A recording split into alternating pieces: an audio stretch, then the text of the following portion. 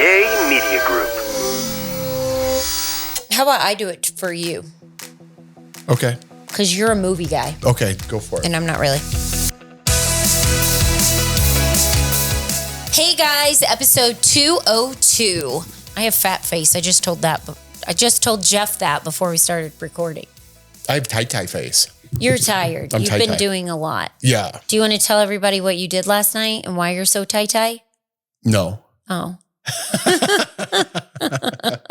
No, but I did just fly in from Chicago after a quick weekend with the boys. How was your trip? It was good. I had a good time. It was just flew in Friday. Me and the boys, Jordan stayed back and went to go see my dad. And then my mom's side of the family, the Serafini side, had like a Christmas party. So they invited us as well. So the Sardi side went too. But it was like at this little banquet hall and my cousin did all the cooking and I saw all of my mom's cousins and things like that. So it's good just to stay in, for me anyways, to stay in touch with the family a little bit. So I just wanted to bring the boys back so that people could see them and they could see other people. You know, everyone's getting older now. So wanted to go see how my dad was doing. It is, you know, my dad's getting older. Just want to make sure he's okay. But it is funny to see him with like the boys, you know, because he's very, not strict because my dad's so laid back, but he's just like, hey, stop it. You know what I mean? Like he doesn't understand like how to finagle them, you know, he's very... Because it's been a very long time. Yes. Since you guys. Yeah, absolutely. Absolutely. So it's just, I guess you know your own kids the most, you know? So Leighton was a little like, Grandpa's going to yell at me, but it's kind of good. Leighton and Lawson tend to go towards the moms. Of course. Grandmas. And because Leighton you get love. Tell me about my like big sexy and your dad, he's like, they're so strict. And I'm like, maybe because you're crazy and you're hyper and you don't listen and calm down. And Lawson will agree. But he'll say, oh, Grandma Jackie, she lets me do whatever. Because my mom's like, I don't want to deal with it. Yeah. So, I mean, I've gotten better just dealing with them because I know how to deal with them, you know, but I get strict at times too. But it's just funny. It's not like they're mean or anything. It's just, you're just funny. Used to it. Yeah. Yeah. So that they won't go down to the basement. Your dad's got that huge basement down there. And I think they're scared and they won't go down there and play. So they stay up top and then they're throwing a ball and then there's something that could break. Absolutely. And then it's loud and they're climbing on a table and they have a table like that. Just if you step on one side, it's glass, it'll just flip over. So my dad's like, get off of there. It's going to flip over. But Leighton doesn't know. And then they have chairs that spin around. So all they do is make them like a merry-go-round and just spinning. And it just, it's. And your dad's in an older community. So there is no other, you don't see other kids. Freezing cold. Yeah. And it was, so you couldn't go outside and play. It was freezing in Chicago. So we were kind of trapped, but we were barely we landed. My dad picked us up. We went to this rock bottom restaurant by my brother. And then right after that, we went to Main Event because he said maybe the kids will like that. So we did that, then got up in the morning, played games, and we had to go to the family party at night and then went back by my brother's the next day. And that's it. And then Sunday we flew home and watched the Bears lose to the Packers. I don't know when you're listening to this, but. Was it a bad lose? No, it was funny because everyone on the plane was watching the game and half were like Packers fans for some reason and half were Bears fans because we were coming from Chicago and everyone was like high-fiving and Lawson, I gave him one of my earbuds and I bought Leighton this drawing game. So he was just, you know, the scratch or whatever, like when you scratch it. So he's just drawing. He's like, I don't like football. So we were just watching the game. So it was a nice flight. It's good that you guys went. I think that's like, I think I said this on one of the episodes that this is like the first trip you've gone just like you three. Yeah. Just going. And then your dad's there. It's all guys. And then you went to your brother's. So it's like all the guys hanging. I wrapped Christmas gifts. Friday, I wrapped Christmas gifts. I went out to eat.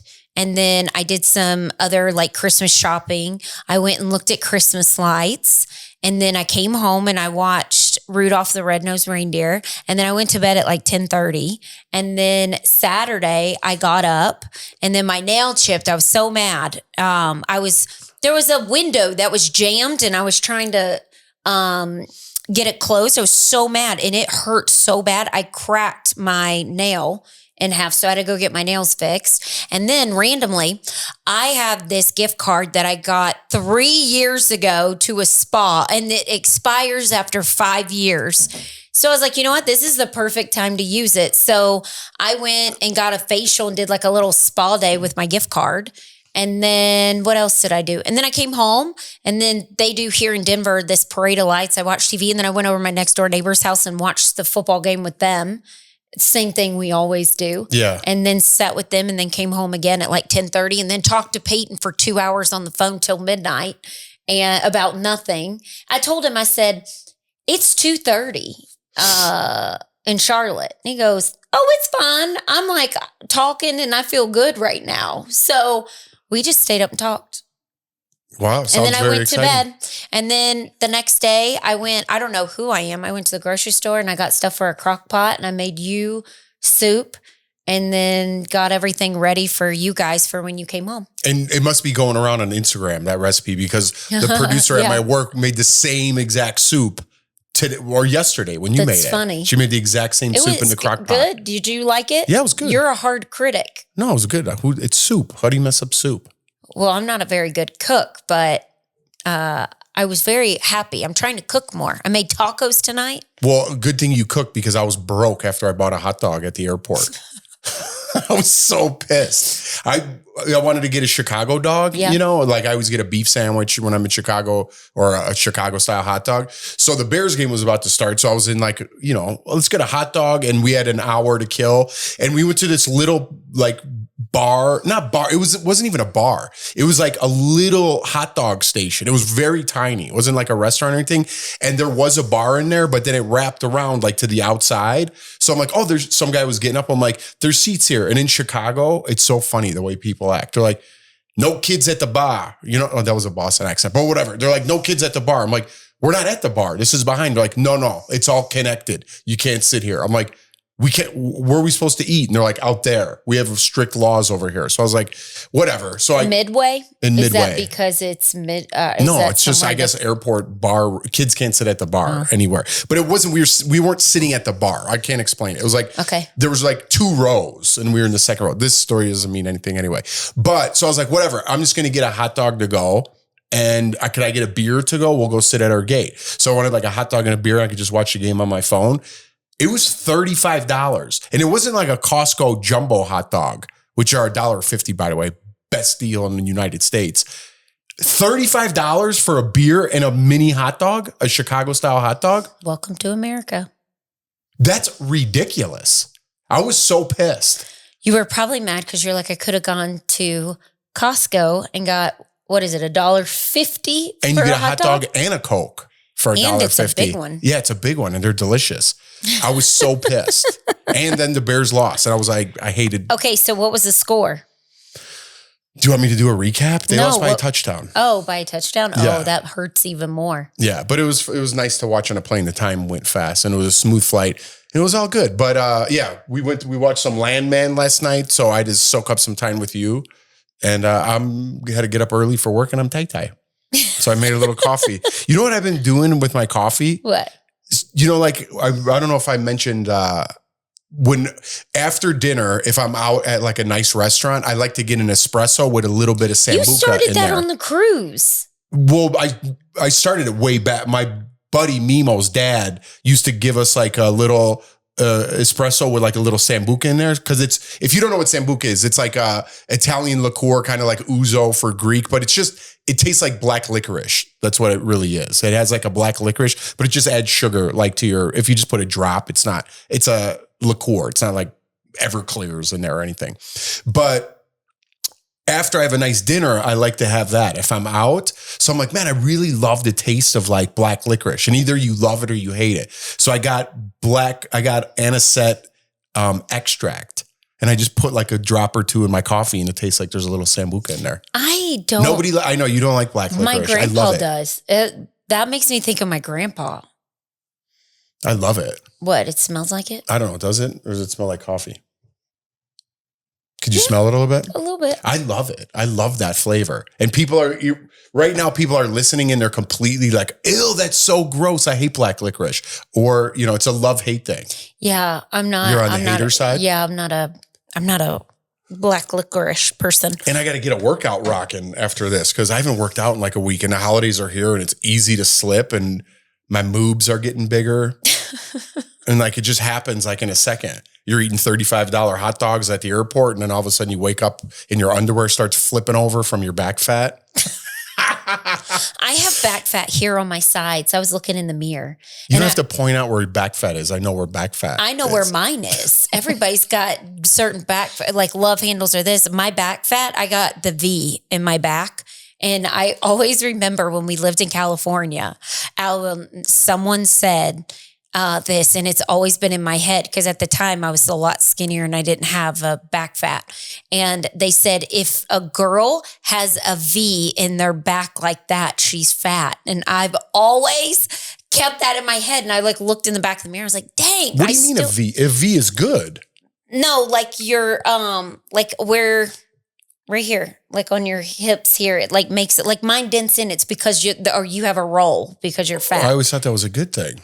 Listen, I don't care. I'm fine with it. But I'm just saying I just remember someone in LA saying that. And because everybody's like skinny and fit. Yeah. But I'm like, anytime I wear like a shirt, if it's fitted, I'm like, oh my God, can you see the V of my like fat rolls? Like I need to get a spank. It's so, I know. I gain weight every holiday. Like I was down to 178, 179, like earlier this year. That was the lightest I've been in a long time. I lost a lot of weight and I'm like pushing 200 now. I mean, that's a big probably because all the beers you drink. Beers, French fries, start eating cookies. But that's the holidays. And then in January. Then you start eating everything. I've been crushing sandwiches lately. But in January, you do dry January and you cleanse and all that weight will be off and you'll be back to 180. Yeah, but so just it's not that easy. But you don't eat sugar. You're not a sugar person. What did especially over holidays. What did you eat that was sugar? You never eat anything sugar. I ate some cookies this weekend. Did you? And I'm shocked. And I really don't eat carbs, but I've been crushing sandwiches. Well, you were in Chicago. Yeah. I have been kind of staying away from the sweets because they always say the sugar, that's like what makes you sick. Yeah. Over the holidays is the sugar overload. And if there are people around me getting sick and I'm like, stay away because I do not want it. Yeah, I don't either. Especially, I don't know, like at work if someone's sick. People get like put off if you're like, hey man, I got kids, like I don't really, like can I wipe that down, or whatever. Like people get really offended. I don't know why. Oh, really? Yeah, they're like, I'm not contagious. I'm like, I think you are. I made the boys, as soon as they walked in the door last night, I go, everybody go right upstairs, put your clothes in the dirty clothes basket and get in the bath. I mean, I even do that myself if I've been at the airport, just the plane, touching things, dirty hands. And so they listened, the boys. It was like back home, back on my time.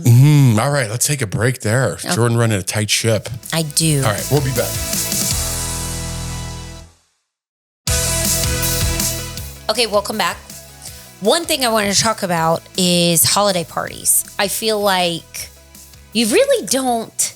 Remember when you were a kid, when I was a kid, that was a big deal. Like your parents, you had a babysitter, your parents got all dressed up. I remember that was like the most I've seen my parents dress up. And my mom would have like her hose and like heels and like a nice dress. You don't really see that much anymore. And I feel like it's kind of going away. I saw something on Instagram that this guy, he was really high up in a company and he was at a holiday party and got drunk. And this lady said he sexually harassed her and he got fired.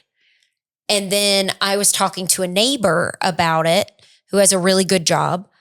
And he was telling me, he was like, well, what you do is you go to the holiday party and then the people that you work with, that you're close with, like he was like, me and the executives, we leave and we go to a separate place and then us guys have drinks. Yeah. And I was like, okay, that's smart. But even when you worked at DBL, you went a couple times without me because the boys were little. It was just too much. You would just go for a little bit and then you would come right home. Yeah. And then the last party that I went to with you, we go, and then it's like as soon as you start feeling good, you're like, we're out of here. Yeah. And then you make us leave. Yeah. And then I'm like, I'm having fun. I want to stay. And then you're like, nope, we're out of here. Because when that was going, and I don't know if it's just, I think anybody could kind of relate to this. Maybe not. I don't know. But for me in particular, we were working on a television show and it was a lot of people. And then we were the hosts, so you kind of have not some reputation to live up to, but I don't know. You want to hold yourself to a certain standard. You don't want to be the sloppy guy at the party. There's interns there. There's PAs, other things like that.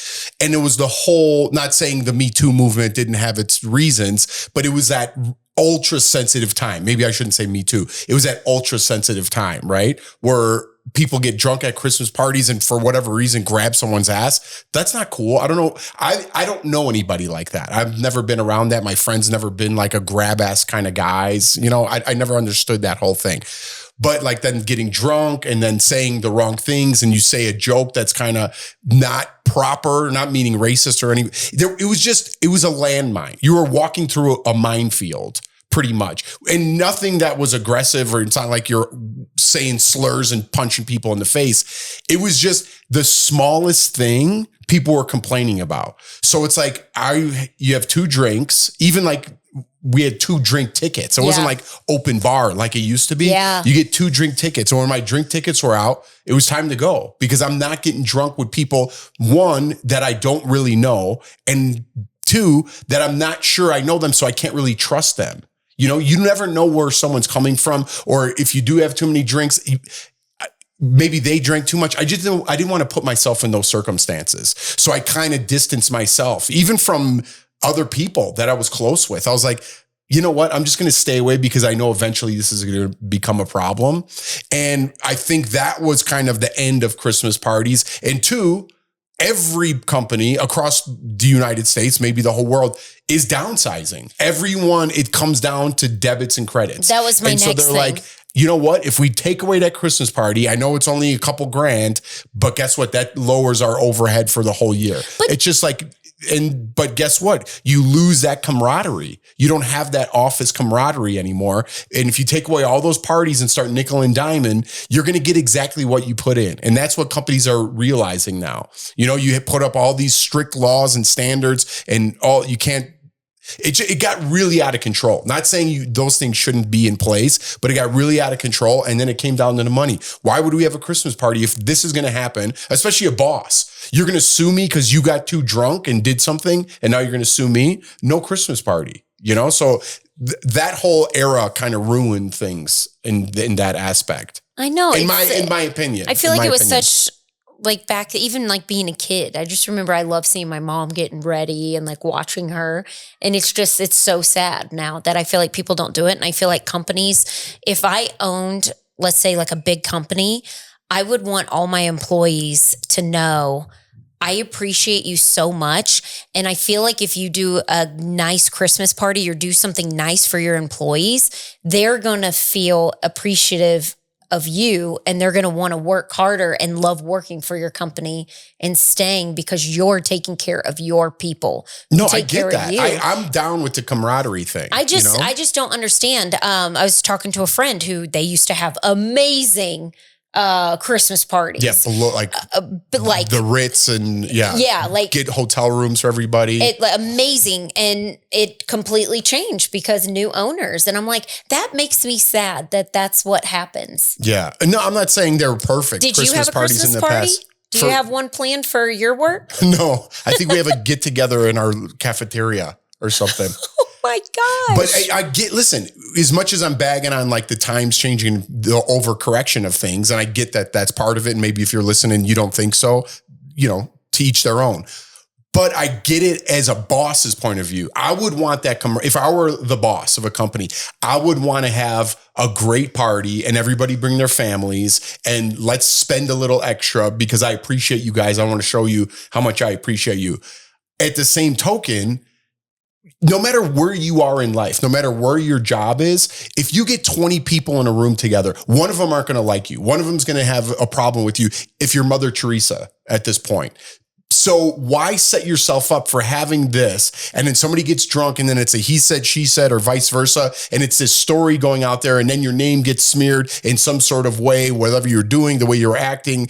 any sort of inappropriate behavior, I'm not taking that chance. Well, you could do something with no alcohol. You could have, right, that's we're going to give away a raffle for like win huge TVs and things like that instead of no alcohol. And then people could win big prizes. And then someone gets drunk and drives home and get in an accident. And then it's on you because you had an open bar or they had 2 drinks, whatever it is. I get it from that standpoint of view. You know, I get it from their point of view that it's just things were out of control. Everybody was suing everybody for this and that. And if you weren't where you are in the company, there's some sort of problem. And then you got to, you know, then there's a whole, you go to HR. It just, things got a little crazy. So I was really scared of that. I'm a good person. I wouldn't do anything like that. But even in that, even if you're a good person, things happen and misunderstandings happen when you bring in alcohol. So at this point, I'd be like, here's a $100, $200, $250 gift card.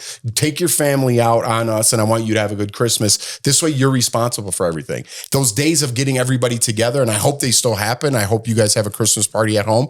But I get the reasons why, if I were, you know, in a boss's position, that I wouldn't want that. Yeah. Just because somebody's going to be disgruntled no matter what. When I worked at the hair salon. Happy holidays, everybody.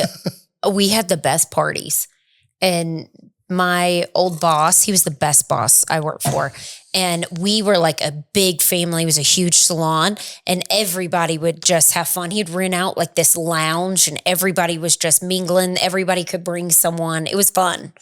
I know their Christmas parties were great. I love them. And it was always like fun. Like, what are you guys wearing? And everybody coordinating and seeing what everybody's outfits are. Yeah. I don't know. Just for me, I noticed just because there was such a shift, just think back like 5 years. It was so like everything, you know, just even being on TV and speaking, I was on eggshells. I was like, oh my God, should I say this or not? And it was just like common sense opinions. And I'd still get hammered for it. And people would be like, you got to watch what you say. I'm like, dude, what are you talking about? That's common sense. I'm not ripping into anybody. Right. It was just, things got too crazy. And then let alone you go to a Christmas party and throw alcohol on it. And, you know, I get it. I get it. Well, it's sad. That stuff is ending. But take your inner circle and then go have some fun and keep it to yourself. Right. This would be a good discussion if it was alive, because I would love to hear what other people have to say, like that have worked for their companies.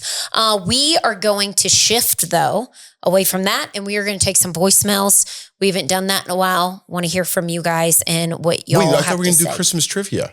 Oh, really? It was Christmas time. Okay, hang on. What? No, we'll just take a break. What do you mean, what? I'm talking to him. We'll be right back. Oh, we'll be right back. Hey guys, welcome back. We are going to do some Christmas movie fun facts. All right. This should be good. All right. I am going to read these from Jeff's. Oh, wow. Okay. Do I have to guess anything? No. We're going to go over the facts, but this one, guess the movie, okay? This movie was entered into the Guinness Book of World Record as the highest box office gross, grossing $477 million worldwide. Oh, so at the movie theater? Yeah. Huh.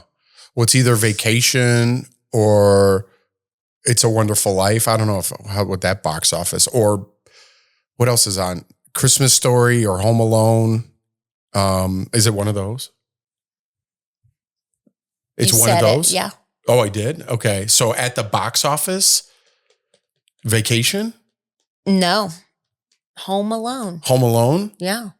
I wanted to buy that house. It's in Illinois. I know. Yeah, it's outside Chicago. I saw it's for sale, but I think it was like 5 million, 6 million, 7 million, something. I'd like to buy Dracula's Castle. Because I just love Christmas so much. If I had that home, I would decorate it just like Home Alone. Well, everybody could dream. Okay. The iconic scream Kevin lets out when applying the aftershave, that was not in the script. Oh, really? Uh-huh. Good on Macaulay Culkin. It was improvised by keeping his hands on his cheeks. Wow, and that was like an iconic part. Uh-huh. There's, I think, a commercial right now with him. Yeah, he's popping up all over. He was either coming to Denver or just in Denver. And it was like a Q&A, and you could watch Home Alone, and he comes out and like answers questions. I like that, where you can see, because I just watched Home Alone with the boys. The actress that plays his mom, what is her name? Oh, yeah. I know. She was in Beetlejuice. I don't know. Catherine O'Hara. She's funny. Oh, my God. She's like an improv whiz. But I can't believe how much older she is. You mean how people, because people age? No, because I feel like Home Alone wasn't that long ago. And I just picture her. Home Alone wasn't that long ago. I know. I was like 6 years old when it came out. But to me, it feels like it wasn't that long ago when it came out. Oh, I know. Well, and then I see her. I'm like, whoa, how old is she now? Well, she was in Schitt's Creek. She's on everything. Have you seen Schitt's Creek? Yeah. People say it's hilarious. It's so funny. I think I watched it without you. Peyton loves it. Yeah, it's so funny. The kids are the funniest in there. What is it about? It's family that loses everything? This family that was rich, and then they open a motel, and they like kind of have this rich attitude, and the mom especially, she's super over dramatic, and she wears like big hats, and everything's like, oh, ew. And they're out like in the woods, and the kids are the funniest. The kids are so funny. And it's Eugene Levy with the big eyebrows. Oh yeah. And it's the guy in there is his actual son. You know who he is now if you've seen him. He's got thick eyebrows, and just he wears like glasses. his dad. Yeah, but he's super funny. And then the girl, I forgot her name in there. The daughter, they're so funny because they're like, ew, get out of here. That's gross, And they're like kind of living in the woods, So, yeah. But they're like improv masters, those two, Eugene Levy and Catherine O'Hara. You ever see Best in Show? Best in Show? Yeah. It's like a movie. That movie was like all improv. Like everybody in that movie it was like scripted, kind of like Curb Your Enthusiasm, from my understanding. And they kind of just improv'd like every scene. That's how good they are. But improv, that's so hard. That's like what you like to do. I love it. And I think that's so terrifying. I think it's so because you creative. Have to think on the spot. Yeah, it's good for you. If I could go back and do it all over again, I think I've said this before, I would do like improv because they have Second City in Chicago, which I used to go watch shows at. I would have started there because it builds your chops for everything else. Like you get on stage, but what if you didn't know what to say? But you got to bomb. You got to bomb at some point. But then you get to a point where, and it's kind of like groups. And then once you get it good enough, then they'll put you on stage and sell tickets and things. But it's like, that's the best kind of like acting and improv, to think on your feet. And they're amazing. It's almost like a magic show when you go to see them because they just pick up the newspaper and they're like, read a line, and they're so good that they could just riff off that and just keep it going. Like, whose line is it anyway? I know. That's like a real talent. But I think that's the best talent to have is like improv skills. But there's like somebody who's good at improv. What happened to our movie facts? It went out, but we're talking now about this. But there's people like that can do improv, but then you have somebody like a Leonardo DiCaprio who I feel like can turn into the character. Yeah. It's like two different type of talents. Yeah, of course. But I wonder how Leo is on like I bet he's weird. No, I don't. Talking to him, he probably is weird. I don't know. Leo looks a little rough lately. Leo in Titanic was so hot. Dude, you're living in the 80s, man. No, but... What do you mean? Of course. He's almost 60. Yeah, and he's with the 23-year-old. He's Leonardo DiCaprio. Yeah, but Leonardo DiCaprio doesn't look like a Leo. Leo's the reason we don't have Christmas parties anymore because he's snatching up all those 20-year-olds. Ew, I've heard, I don't know, whatever. Okay. Don't be a hater. Don't jump on the bandwagon. You never met no Leonardo DiCaprio, so how do you know? What am I reading here? Put that back up. It came off. I don't know. Okay. I don't know what I'm supposed to do here. Here, Christmas Vacation. You love that, right? Yeah. Guess what year Christmas Vacation came out? 80. You just had this thing. No, I didn't look. I was only on Home Alone. 80. It was definitely before I was born. I was born in 86. So I'm going to say it came out, and I don't think it came out in 84, and my sister was born in 84. I'm going to say 82. 89. Dang. Yeah. You're older than Christmas Vacation. I was way off. I thought it do you feel old like now? 82. Well, here's some fun facts about Vacation. Chevy Chase had to be taken to the hospital after injuring his hand punching the plastic Santa. Remember when he's outside and he's like kicks all the stuff around? Yeah. So I didn't know that. The Griswold's house is on the same backlot street as the Bewitched and WandaVision houses. What's WandaVision? I don't know what that is. I know what Bewitched is. Yeah, me too. What lot is that? Did it say? No, the same back lot. I don't know of what. I thought that was an actual real neighborhood the house was in. The squirrel that jumps out of the Christmas That's tree. The best part. Not planned. Production trained squirrel. The trained squirrel died the day of the shoot. So they used a real untrained one and chaos ensued. And the actors' reactions were genuine terror. That's awesome. They trained a squirrel? That's awesome. I didn't know a squirrel could be changed. Megan, who... Why'd you get off that so quickly? Because I want to talk about... Where'd they get the other squirrel from? They just capture it and throw it in the tree? Well, probably. How did they do that? My friend Megan, her mom found a squirrel in their backyard, and her mom tried to like raise it and would put it on they had an enclosed back deck. And the squirrel turned on Megan, and her sister Peyton was over there. This was all when we were in high school, and they were running through the house. It was like a Christmas vacation. I was laughing so hard I almost peed my pants. And they all ran in their rooms and shut the door and locked them because the squirrel like went crazy. And so they had to like get rid of the squirrel. All right. Yeah. R.I.P. squirrel.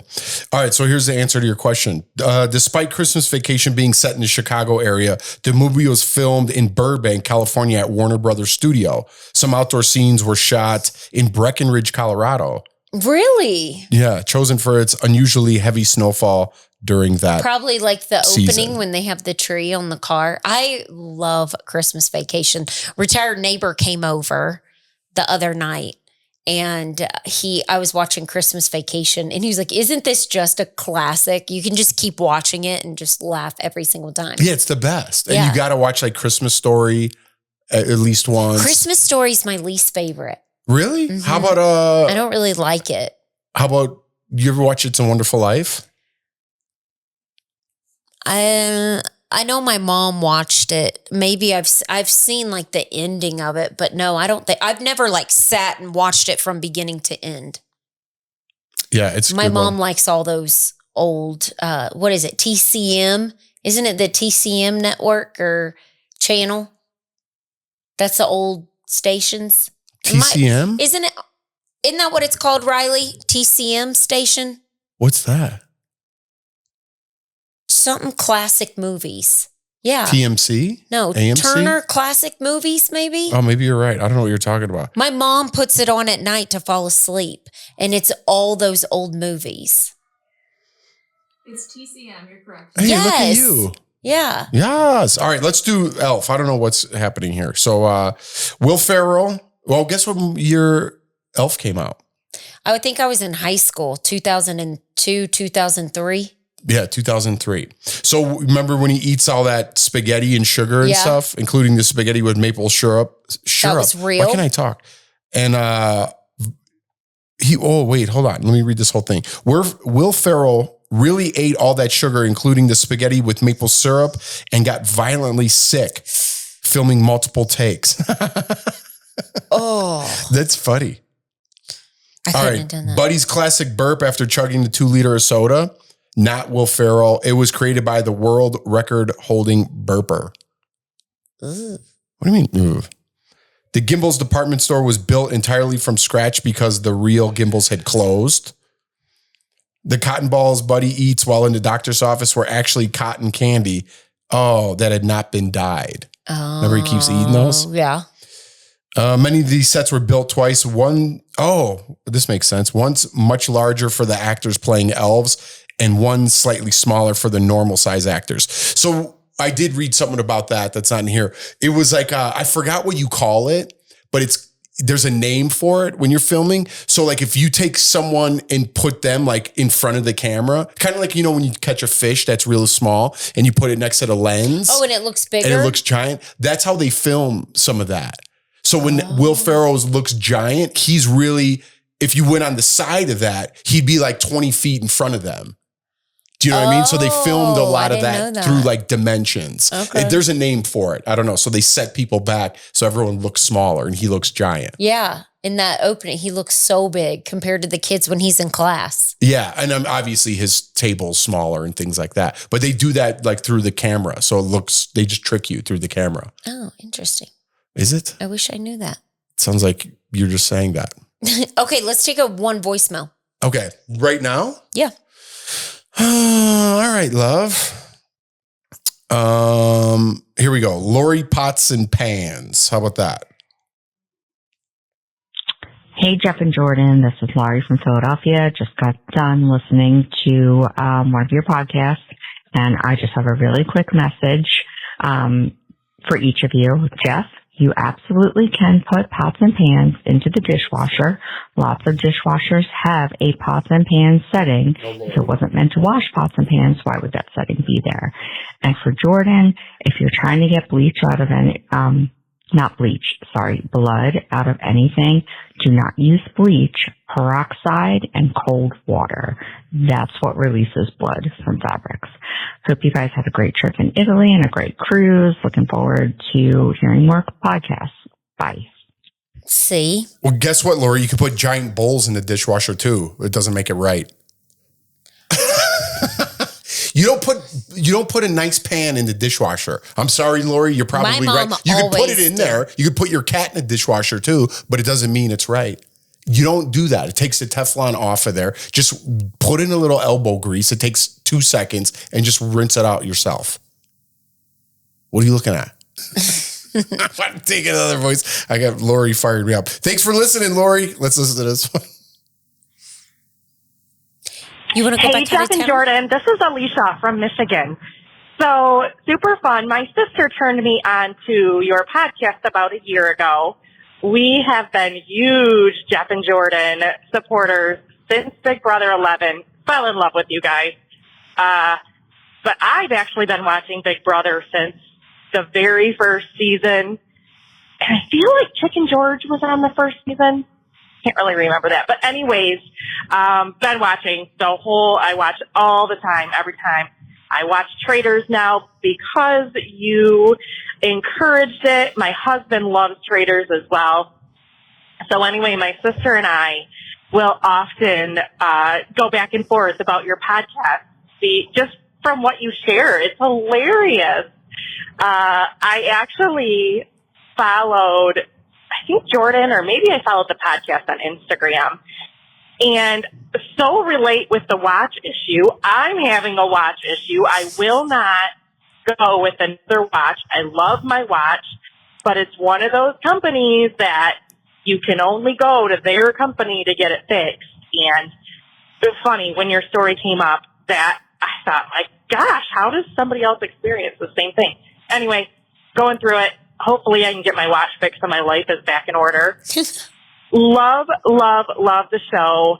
Keep doing what you do, whether people agree, don't agree. It's so fun. And shout out to my sister Megan. Hey, I'm on the podcast. Have a good one. Hope your trip is awesome. Bye. Oh, hey, Megan, your sister just made the show. How do you like that? You need to go to Turkey. They'll fix your watch. Go on a cruise and make it in Turkey. These are older voicemails that we never got to, but they were before our cruise. So we're going to take some more voicemails. I'm still going to get drunk over the holidays and call in myself and leave a message. You sure you're not going to worry about your weight? All I hear you do is talk about your weight. Why'd you bring that up again? Because you're not going to be able to have a drink because you're going to gain 10 pounds. Who said I can't drink? You're going to be like, I gained 10 pounds. Well, I think it's a combination of drinking and eating and all of it, you know? Well, have self-control. I have a real problem with moderation. I was going to say have self-control, fatso. Well, now I'm definitely working out after this, even though I'm tired. No, you're not fat. Listen, you're not. Plus, it's very therapeutic for me just to work out because I feel better. And then I sit in a sauna and I do feel better. I do a little prayer and I sit there and it's good for my mental health. Yes. And then I do feel good I got that mirror in there now. You know, that one that makes you look fat. It's a weird mirror. You guys, we got this mirror. We got a fat mirror. It's so bad. It's not us. It's the mirror. No, you look short and squatty, and it is a bad massive. mirror, And which is weird. And I hate when I walk in there and I'm standing talking to you and I look and I'm like, am I really that huge? It's so big. Dude, so I do like, sometimes I'll like, if I'm lifting or something, I'll look in the mirror. I'm like, oh my God, you fat dad. You're gross. It's disgusting. But it's kind of like motivating. I don't know why I like to self-deprecate for motivation. You know what I mean? Mm-hmm. Like to get up in the morning, I'm like, get up, you lazy piece of shit. And I'm like, all right, I'll get up.